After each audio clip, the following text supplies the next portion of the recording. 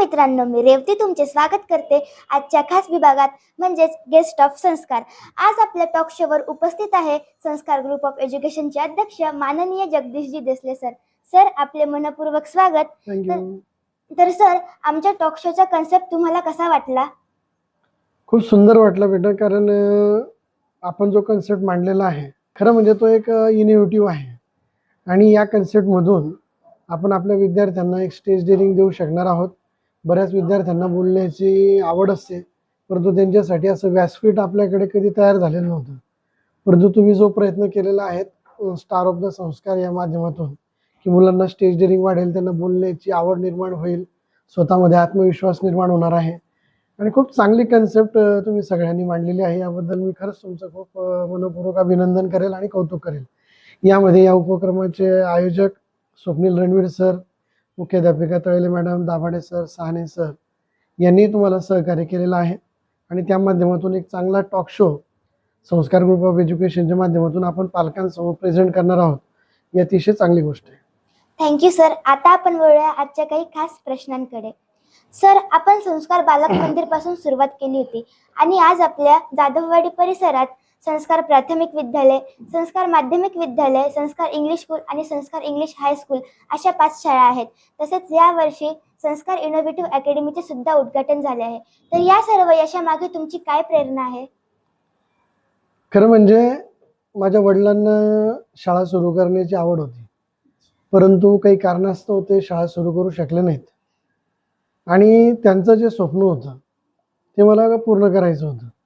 आणि जेव्हा आपण संस्था स्थापन करण्याचा विचार केला तर आपल्या परिसरामध्ये त्यावेळेस मराठी माध्यम असेल किंवा सेमी माध्यम, इंग्लिश मिडियमच्या अशा चांगल्या शाळा उपलब्ध नव्हत्या, 1-2च शाळा उपलब्ध होत्या आणि त्या माध्यमातून असं वाटलं की आपला मध्यमवर्गीय जो पालक आहे, त्यांचे जे पाल्य आहेत, त्यांना कमी फीस दरामध्ये गुणवत्तापूर्ण शिक्षण आपल्याला कसं देता येईल यासाठी माझा प्रयत्न होता आणि त्यातूनच मग ती गुणवत्तापूर्ण शिक्षणाची प्रेरणा मिळाली। वडिलांचंही स्वप्न पूर्ण करायचं होतं की जे त्यांना ते शक्य होऊ शकलं नाही आणि त्यातून मग तो एक प्रवास घडत गेला आणि एक युनिट चालू होत गेलं।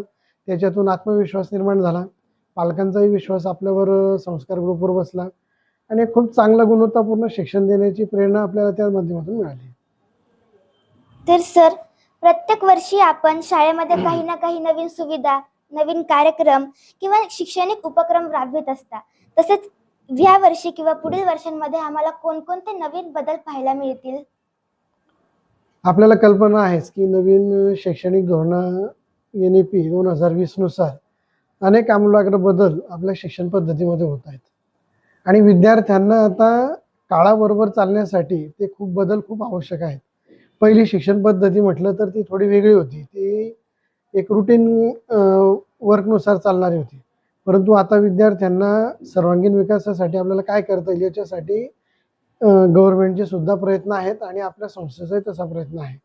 त्यामुळे आता जी सध्याची शिक्षण पद्धती आहे त्याच्यामध्ये अजून आपल्याला काय बदल करता येतील, विद्यार्थ्यांना स्पर्धात्मक युगामध्ये कसं टिकवून ठेवता येईल किंवा नवीन आता टेक्नोसेवी युग झालेला आहे, सोशल मीडिया आहे, टेक्नोसेवी आहे, या माध्यमातून आपण आता विद्यार्थ्यांना आर्टिफिशियल इंटेलिजन्स तुम्ही ऐकलं असेल, आर्टिफिशियल इंटेलिजन्स आहे, रोबोटिक्स सारखे विषय आहेत, इलेक्ट्रॉनिक्स आहेत, गेमिंग आहे, कोडिंग आहे, अबॅकस सारखा विषय आहे की या माध्यमातून आपण विद्यार्थ्यांना काळाबरोबर चालणारी शिक्षण पद्धती जर दिली तर ती अतिशय चांगल्या पद्धतीने होणार आहे। तसेच स्पर्धात्मक युग म्हटल्यानंतर 11वी-12वी नंतर तुम्हाला कल्पना आहे सगळ्यांना की नीट सारख्या परीक्षा, JEE सारख्या एक्झाम याच्यावरच सर्व करिअर आपलं अवलंबून असतं। तर त्या करिअरला फोकस करण्यासाठी किंवा त्या करिअरला आपण मॅच होण्यासाठी आपल्याला पहिलीपासून किंवा 5वी पासून फाउंडेशन, मेंटल ॲबिलिटी सारखे विषय आपण ऑलरेडी सुरू केलेलेच आहेत, परंतु अजून त्याच्यामध्ये आपल्याला काय सुधारणा करता येतील यासाठी आपण प्रयत्न करणार आहोत। आणि हे जे मी विषय सांगितले सगळे की आर्टिफिशियल इंटेलिजन्स असेल, इलेक्ट्रॉनिक्स असेल, गेमिंग, कोडिंग असेल, रोबोटिक्स असेल, हे सगळे विषय आपल्याला येणाऱ्या काळामध्ये आपल्या शाळेमध्ये पाहायला मिळणार आहेत आणि फाउंडेशन असेल, मेंटल ॲबिलिटीमध्ये अजून आपल्याला काय चेंजेस करता येतील आणि त्या माध्यमातून मग स्पर्धात्मक परीक्षांमध्ये सुद्धा आपले विद्यार्थी कसं यश मिळवतील यासाठी आपला फोकस आपल्या संस्थेचा असणार आहे। नक्कीच सर। सर, पुढे भविष्यामध्ये शाळेची अजून एखादी शाखा किंवा कॉलेज सुरू करण्याचा आपला काही विचार आहे का? त्याबद्दल विद्यार्थ्यांना किंवा पालकांना तुम्ही काय सांगाल? आपल्या ऑलरेडी आता आपल्या परिसरामध्ये मराठी माध्यम असेल, सेमी माध्यम असेल, इंग्लिश मिडियम असेल, CBSE पॅटर्न असेल, या सगळ्या शाखा जवळपास सुरू झालेल्या आहेत आणि खूप चांगला रिस्पॉन्स आपल्या सर्व पालकांचा आपल्याला मिळालेला आहे. आज जवळजवळ 18-19 वर्ष आपल्या संस्थेला झालेले आहेत आणि या 18-19 वर्षांमध्ये 4,500 प्लस विद्यार्थी आज आपल्या या सगळ्या संस्कार ग्रुपमध्ये शिक्षण घेत आहेत. ही आपल्यासाठी खूप आनंदाची आणि अभिमानाची गोष्ट आहे. परंतु फक्त आता एकच विचार आहे की बऱ्याच पालकांनी मध्यंतरी रिक्वेस्ट केली होती की 11वी-12वी ही आर्ट्स, कॉमर्स, सायन्सची एक शाखा आपल्याला जर आपल्या संस्थेअंतर्गत सुरू करता आली तर तो एक आपला विचार आहे आणि येणाऱ्या काळात म्हणजे पुढील शैक्षणिक वर्षापासून आपण 11वी-12वीचं सुद्धा आपल्याकडे आर्ट्स, कॉमर्स, सायन्सचं एक नवीन युनिट आपण सुरू करण्याचा आपला उद्देश आहे. तसेच एक सेल्फ फायनान्सची पण एक शाळा आपण सुरू करणार आहोत 1ली ते 12वीची, की ज्याच्यामध्ये विद्यार्थ्यांना अजून गुणवत्तापूर्ण शिक्षण देण्यासाठी नवीन नवीन संकल्पना आपल्याला मांडायच्या आहेत. तर सर, आम्हा विद्यार्थ्यांना तुमच्याकडून टाइम मॅनेजमेंटच्या काही टिप्स पाहिजे. आम्ही पाहिलंय कोणताही कार्यक्रम असो तुमची प्लॅनिंग एकदम काटेकोरपणे असते. प्रिन्सिपल मीटिंग, टीचर्स मीटिंग किंवा पालक भेट ह्या सर्व गोष्टी एकदम नियोजनबद्ध असतात. तर सर, तुमच्याकडून विद्यार्थ्यांना वर्क आणि टाइम मॅनेजमेंटच्या काय टिप्स देता येतील? खरं म्हणजे कार्यक्रम, उपक्रम असो किंवा कोणतेही काम असो, ते करत असताना वेळेचं नियोजन ही सगळ्यात महत्त्वाची बाब आहे. कारण वेळ जर आपण व्यवस्थित मॅनेज केला तर ते सगळं शक्य होत असतं. त्यासाठी आपला सगळ्यांचा, मुलांचा प्रयत्न, विद्यार्थ्यांचा असला पाहिजे की आपल्याला दिवसभरामध्ये आपल्याकडे वेळ किती शिल्लक आहे आणि त्या वेळेनुसार आपल्याला कामं किती करायची आहेत. त्या कामांची जर आपण एक यादी केली व्यवस्थित आणि ती यादी करत असताना आपल्याला प्राधान्यक्रम ठरवता येऊ शकतो की आपल्याला हे काम अर्जंट आहे, या कामाला प्राधान्य दिलं गेलं पाहिजे म्हणून एक काम वरच्या लेवलला घ्यायचं. त्याच्यानंतर हळूहळू जशी जशी गरजेनुसार किंवा त्या निगडीनुसार कामांची वेळेची आवश्यकता असेल त्यानुसार तो प्राधान्यक्रम ठरवता आला गेला पाहिजे. आणि तसंच रोज मला वाटतं की रोज सकाळी उठल्याबरोबर आपण आपल्या आज दिवसभरातल्या कामांची जर रूपरेषा ठरवली आणि त्याची एक यादी व्यवस्थित करून घेतली तर हे सगळं काम सोपं होणार आहे. फक्त वेळेचं बंधन त्याच्यासाठी खूप महत्त्वपूर्ण आहे आणि प्रत्येक गोष्टीला एक बॅकअप प्लॅनसुद्धा असणं खूप गरजेचं असतो. एखादं काम आपण विचार करतो की ते यशस्वी होणार आहे, आपण त्याच्यासाठी प्रयत्नसुद्धा करतो, परंतु एखाद्या वेळेस काही ना काही एखादी अडचण येत असते आणि त्या माध्यमातून एखादं ते काम अयशस्वी होऊ शकतं. मग त्यासाठी आपण हा प्रयत्न केला गेला पाहिजे की आपण प्रामाणिकपणे आणि खूप मन लावून आणि नियोजनबद्ध ते काम केलं गेलं पाहिजे. याच्यातून काय होतं की आपल्यालाही आपलं टाईम मॅनेजमेंट कळतं आणि त्या माध्यमातून एक बॅकअप प्लॅन पण आपल्याकडे तयार असला पाहिजे. म्हणजे एखाद्या अडचण आली तर ते सुद्धा आपल्याकडे बॅकअप प्लॅनच्या माध्यमातून आपण त्याला पुढे पूर्णत्वास नेऊ शकणार आहोत. तशाच पद्धतीने आपल्याला काय म्हणतात त्याच्यामध्ये की आपण वेळ जी आहे ती आपल्या, आता मी बऱ्याच वेळेस जे काम करत असतो तर त्याच्यामध्ये ज्यांच्याकडून आपल्याला काम करून घ्यायचं आहे ते सुद्धा त्यांना ते समजलेली किंवा आहे की गोष्ट हे सुद्धा पाहणं गरजेचं असतं. आपण जे काही काम करायचं आहे त्याच्या जबाबदाऱ्या व्यवस्थित वाटल्यात आणि ज्यांना ते काम करायचं आहे त्यांना ते व्यवस्थित समजून सांगितलं तर ते मला वाटतं अतिशय सोपं काम होतं. नक्कीच सर, तुमच्या सल्ल्याने आम्हाला नक्कीच मार्गदर्शन भेटेल. सर, आपल्या शोच्या माध्यमातून आजच्या विद्यार्थ्यांना व पालकांना तुम्ही काय संदेश द्याल? खरं म्हणजे आजचं मी आधीच म्हटलं की आजचं युग हे खूप स्पर्धात्मक युग आहे आणि या स्पर्धेमध्ये जर आपल्याला टिकायचं असेल तर आपल्याला विद्यार्थ्यांना अभ्यास करणं खूप गरजेचं आहे. आणि तुम्ही जेवढं सेल्फ स्टडीला महत्त्व द्याल, सुरुवातीचा काळ कसा होता की आई वडील सांगायचे, तुम्ही ऐकायचे विद्यार्थी आणि तुम्ही काम करून घ्यायचे किंवा अभ्यास करायचे, परंतु आता तो काळ झालेला नाही. त्याच्यामुळे आता मोबाईलचा दुरुपयोग होतोय, सोशल मीडिया जास्त विद्यार्थी पाहायला लागलेले आहेत. तर मला वाटतं की मोबाईलचा दुरुपयोग खूप होतोय. तो मोबाईल आपण सर्व विद्यार्थ्यांनी तो टाळला गेला पाहिजे.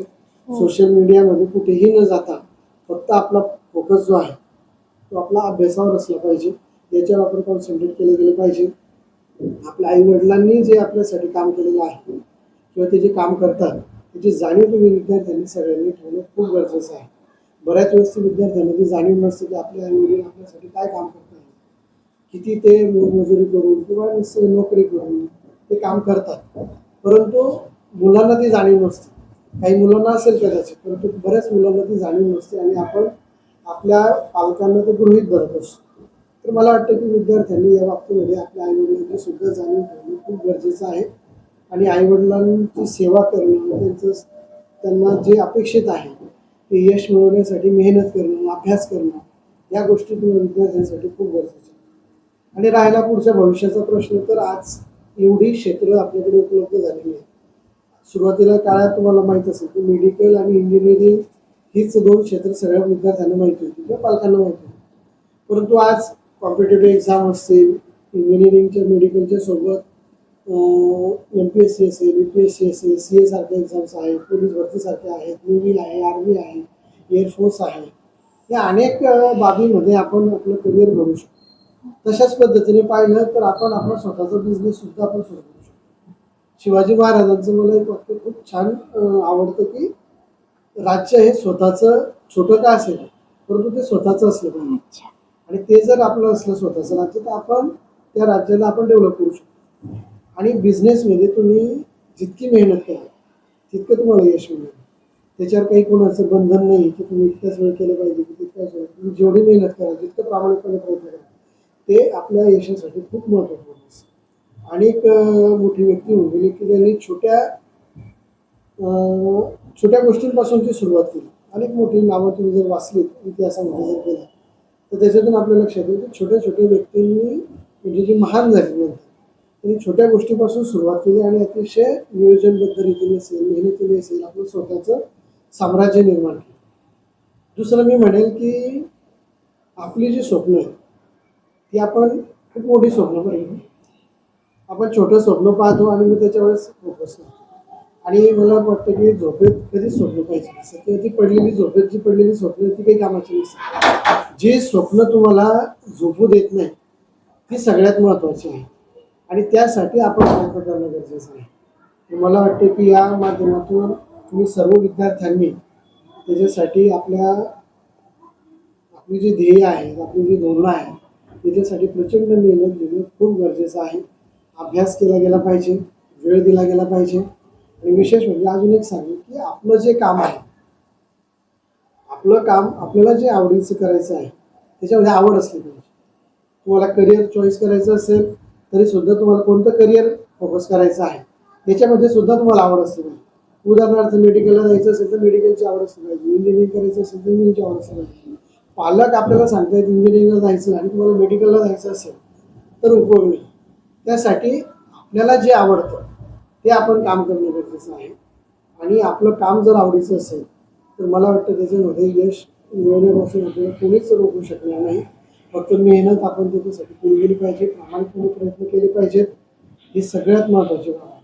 आणि पालकांसाठी पण मी सांगेन की या माध्यमातून की आपल्या मुलांवर आपण विश्वास ठेवला गेला पाहिजे. ते जे करतायत किंवा जे करणार आहेत त्यांना आपण प्रोत्साहन दिलं गेलं पाहिजे. आज स्पर्धेचं युग जरी असलं तरी पालकांचं मी बऱ्याच वेळेस पाहतो की पालक फक्त विद्यार्थ्यांचे मार्क्स याच्यावरच फोकस करत असतात. मला वाटतं की विद्यार्थ्यांच्या मार्क्सपेक्षा त्यांच्या करिअरवर फोकस झाला पाहिजे. त्यांना काय वाटतं, विद्यार्थ्यांना काय घडलं पाहिजे किंवा काय बनलं पाहिजे, त्यांच्या आवडीनुसार किंवा त्यांच्या चॉईसनुसार जर ते आपण त्या विद्यार्थ्यांना देण्याचा प्रयत्न केला तर एक चांगलं करिअर त्या विद्यार्थ्यांचंही घडणार आहे. आणि विनाकारण आपला फोर्स आपण विद्यार्थ्यांवर किंवा आपल्या पाल्यांवर लादून त्यांची निराशा आपण करत असतो. म्हणून पालकांनाही माझी विनंती असेल, आवाहन असेल की त्यांनी आपल्या विद्यार्थ्यांचं समुपदेशन करून घ्यावं की त्यांना कुठे जायचं आहे, त्याला बिझनेस करायचा आहे का सिव्हिल सर्व्हिसमध्ये जायचं आहे का मेडिकलला जायचं आहे का इंजिनिअरिंगला जायचं आहे. आपली जी स्वप्न आहेत ती आपण पाहिलीच पाहिजे.